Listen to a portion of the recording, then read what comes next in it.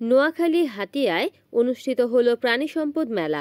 বুধবার সকালে উপজেলার চরকৈশল প্রাথমিক বিদ্যালয় মাঠে এই মেলার আয়োজন করেন উপজেলা প্রাণী সম্পদ অফিস। মেলায় প্রধান অতিথি হিসেবে উপস্থিত থেকে এর উদ্বোধন করেন উপজেলা নির্বাহী কর্মকর্তা মোহাম্মদ আলাউদ্দিন। এ সময় উপস্থিত ছিলেন উপজেলার বিভিন্ন দপ্তরের কর্মকর্তা, খামারি, সাংবাদিক ও দর্শনার্থীরা। মেলায় ২৬ স্টলে ২০ জন খামারি তারা তাদের পালিত পশু ও পোষা পাখি নিয়ে উপস্থিত হন। সকাল থেকে শুরু হয়ে এই মেলা চলবে বিকেল পর্যন্ত।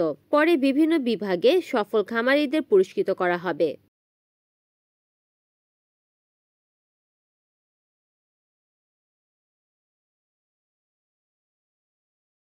রিপোর্ট করেছেন নোয়াখালী প্রতিনিধি হানিফুদ্দিন সাকিব, এনএন টিভি।